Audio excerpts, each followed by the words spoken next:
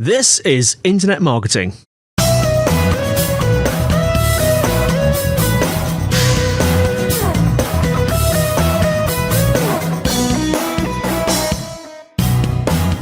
Brought to you by SiteVisibility at sitevisibility.co.uk. This is Internet Marketing. Now, before we start today, we'd like to encourage anyone looking for help with their digital marketing to get in touch with SiteVisibility. Whether you have a burning digital marketing question or you're looking for an agency to work with, they'd love to hear from you. Give them a call, +44 1273 733 433, or you can fill out the form at the sitevisibility.co.uk/contact page. Alternatively, you can talk to either Scott or Sean via the live chat function on the site. They'd be happy to help. Now, today I'm joined by Oli Gardner, Unbounce co-founder, marketing conversion optimization expert, international keynote speaker. Oh, the list just goes on. I almost couldn't get my pronunciation around some of those things. Oli, how are you? I'm great, Andy. Thanks for having me on. And you're in sunny Canada, aren't you? Yes, Vancouver, BC, on the left coast. It's Fantastic. It actually is quite sunny right now. Good. Well, I have my eye on the weather, as my listeners know. You know, I always have my eye on the weather wherever it is in the world. Tell us a little bit about yourself and Unbounce. Sure. Well, I actually grew up in the UK, moved to Canada in 2000, worked for a couple of startups, and then 2009, me and 5 other guys started Unbounce. We have 6 co-founders, and it's been, 8 years now. I was the marketing person when we started the company, ran marketing for a few years, then creative director. Now I spend about half my time traveling the world as a public speaker, which really sucks. That's really hard. I feel really sorry for you. Right. And the rest of the time, I work with the marketing team and trying to basically come up with, new ideas for marketing. Fantastic. So whereabouts were you in the UK? It's funny. I grew up in Scotland, but I was born in Newcastle, so I'm a Geordie. Oh, right. And my best friend, there was some conversation going on Facebook, and I said something, and someone else chimed in and went, "Oh, no, but Ollie's Scottish." And then my buddy Liam jumps in and goes, "Emphasis on ish," which I thought was brilliant. But so technically a Geordie, but I grew up in Scotland. Yeah, there's not a hint of a Geordie accent. Did you ever have one? I did, actually. Did you? And but I actually had quite a posh accent when I was a kid. Posh Geordie accent? Can that possibly exist? Well, I got the posh from my dad's from Oxford, my mum's from the East End of London, so I got it. I think I picked it up from my dad. Oh, wow. But I came home from school one day. I was 8, and I said, "I'm not talking like you anymore. I keep getting punched." So then I developed my Geordie accent, and then that turned into a Scottish accent when I moved, and now I have some really wrangled Canadian something accent. Anyway, as much as I'd love to talk about accents, I do want to specifically talk, because I know that you were going to change your middle name to Landing Page, weren't you? No, I was going to change my entire name. To Landing Page, Mr. Landing Page. Yeah. Because I know that you've got some very strong opinions on digital campaigns not linking to a dedicated landing page, haven't you? Why is this so important? Silly question, really, but I have to ask it. Why is it so important? And why do you think so many online organisations or sort of online marketing departments make the mistake of not doing this? Well, it's not a silly question, because it is so important, because so many still do it wrong. You think of it like, here's a simple way. Say you are a service provider. You do plumbing, roofing, tiling, or something. You have a bunch of things. If you're doing paid ads, and for those specific services, because they're all unique, and you send it to your homepage, people then have to look around your website to try and confirm or find that you have that service.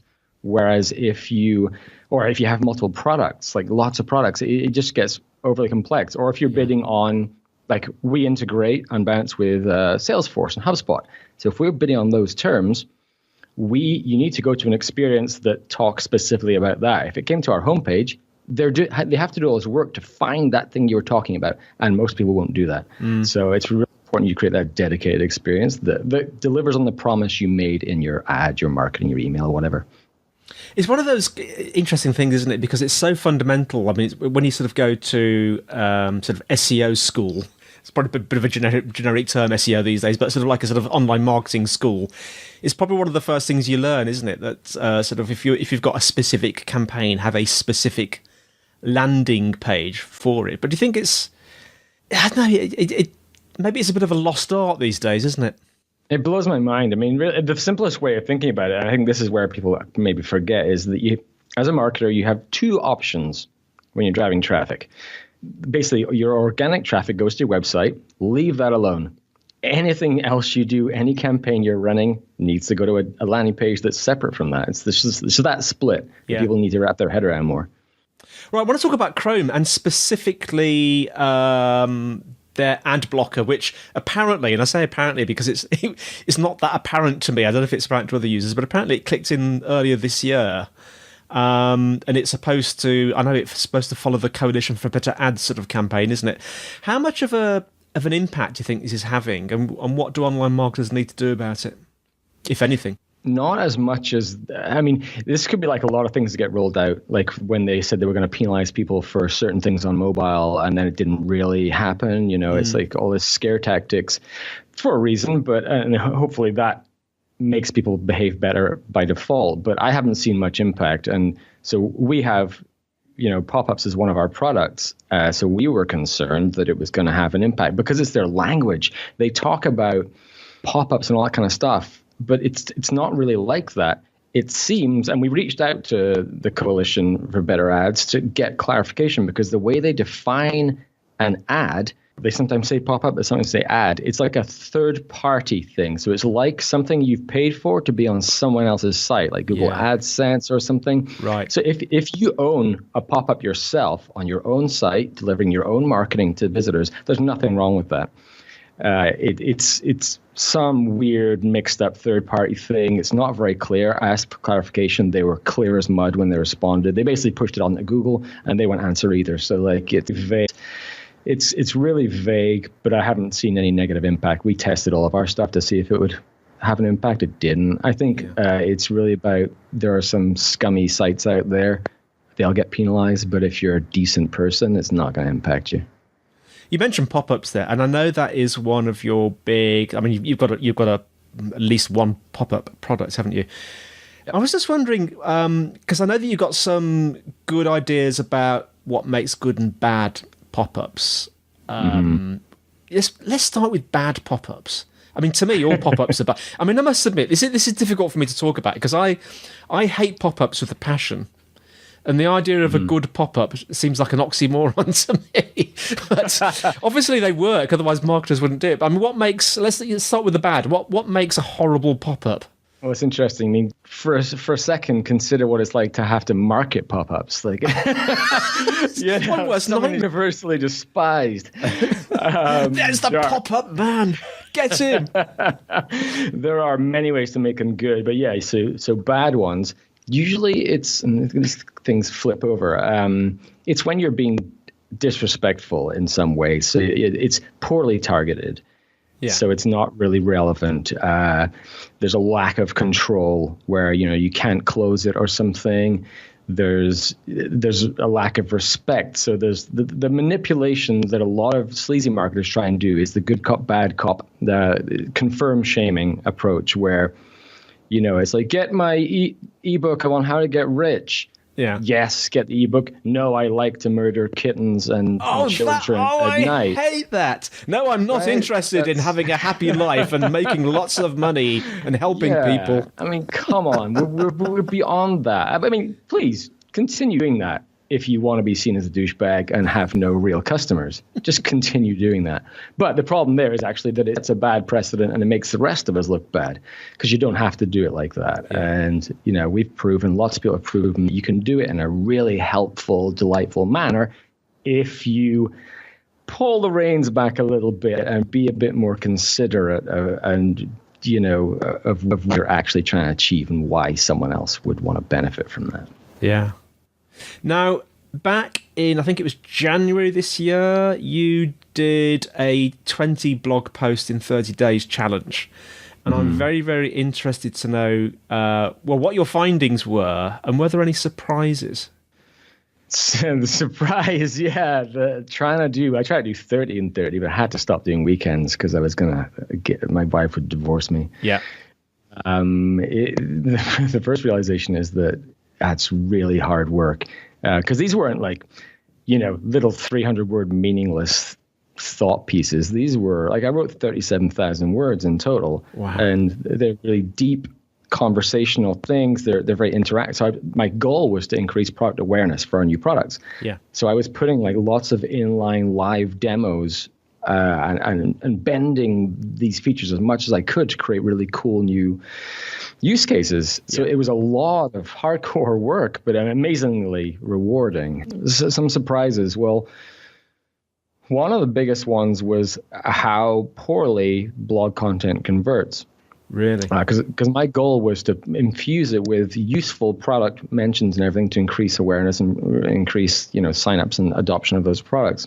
But when I measured it afterwards, the conversion rate all the way through to an actual sign up for a trial was 0.3%. That's really low, isn't it? It feels low, yeah. But then I look back historically, and that's always been kind of the performance of our blog. And I reached out to other people, and they had the same experience. Andy Crestodina, I think, says it best from Orbit Media, that because he shared all his data with me, and he was 0.03%. But that's okay. He has a web design and development agency in Chicago. And basically, all of the content they create boosts the domain authority of the site. So when people search for what they actually do, they get found. So you shouldn't expect your content to convert in the same kind of manner because it has a different job. However, because I did all of this analysis right at the end of the month, that wasn't enough time for other effects to come in and to see what the actual impact was. And I realized a few weeks ago, that I was looking at the data wrong. I was being too clean, and I was saying, what is the conversion rate of people who see this new content, this Product Awareness Month content, but nothing else, no other blog content? What that does, it means it's only first-time visitors, because it means they don't come back and look at the rest of the blog. They hadn't seen the blog previously to that, so it was a very small segment, and I wasn't looking at them beyond that month, if they came back. Okay. So I did the query properly, and it actually converted 0.6%, which is double. It's a 100% increase over the regular blog content. Right. So that's a nice surprise because I went back and because I was going to put some of this in my latest talk. So I went back and I ran the data and I was like, oh my God, I was wrong. It was good. So let me get it right. Those figures again, did you say it was initially 3% and then went to 6%? When you had 0.3 to 0.6. 0.6, right. That's still really low though, isn't it?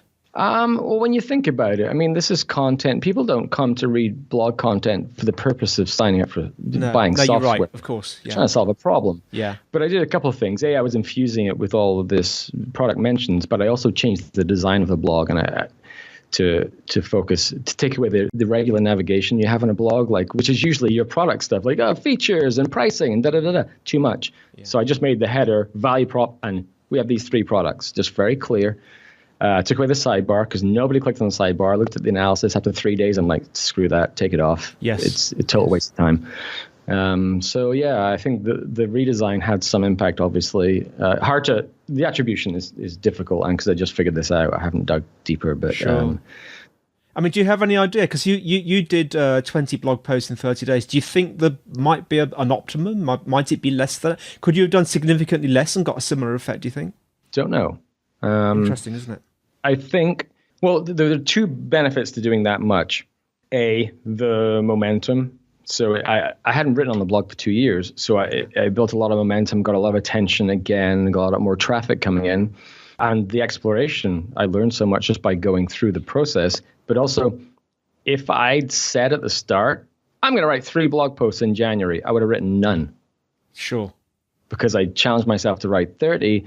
And I publicly stated this and told the company, then I was, I had to commit to this. So that, some of those things, the absurdity of it kind of helps it be successful. So of all the things we've spoken about today, we've covered quite a few different areas.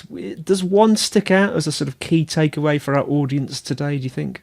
If you're not doing that initial thing correctly, like sending any of your campaign traffic to a dedicated landing page, then you should do that. But if you're already doing that, 2 things. If you're not doing that, you should do it. But if you're already doing that, and maybe you want a bit of help, like optimizing the existing page, we released recently a landing page analyzer. It's totally free. Mm-hmm. It's really cool, though, because it's better than most of that type of thing because it's very actionable. It'll analyze it based on, it depends how much information you put in. You can put in your traffic sources, like whether you're doing AdWords, email, blah, blah, blah, organic, some of the keywords you might be using, the conversion rate, if you know it, whether it has a form. And it will do all this analysis based on some conversion center design principles, a bit of SEO, some social graph stuff.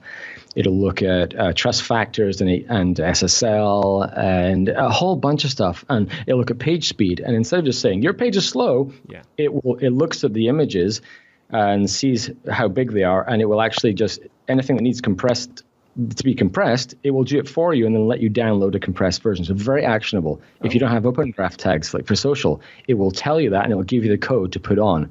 So it's really aimed at it's a great QA tool. If you have a page or if you're about to launch a page, just run it through and go, oh, I didn't think of that. Yeah. So it's just search for, if you have show notes, but Unbounce landing page analyzer. Yeah, if you could send us a link, Oli, and I'll make sure it goes in the show notes. That's fantastic. Thanks so much for that. Well, and thank you for coming on the show today. It's been absolutely fab to have you on. And how can our listeners find out more about you and more about Unbounce? Unbounce.com, obviously for the company, for the products. For me, Twitter is always the best place. Oli Gardner on Twitter. I don't really hang out on LinkedIn very much. Twitter's the best place. And Brilliant. If you have an event and you need an amazing speaker, I'm blowing my own horn here, oli.unbounce.com is my speaker page. Little Fantastic. Plug. And Gardner is spelt Gardner, isn't it? Correct. Occasionally you see an I after the D, but there's no I in your Gardner. No. Fantastic. Well, thanks for listening, everyone. The show notes are in the usual place, sitevisibility.co.uk/IAMpodcast. If you're enjoying the show, please do leave us a review. Questions and suggestions to podcast@sitevisibility.co.uk. You can tweet at SiteVisibility. We have a Site Visibility group on LinkedIn. That's all from me, Andy, and it's all from Oli.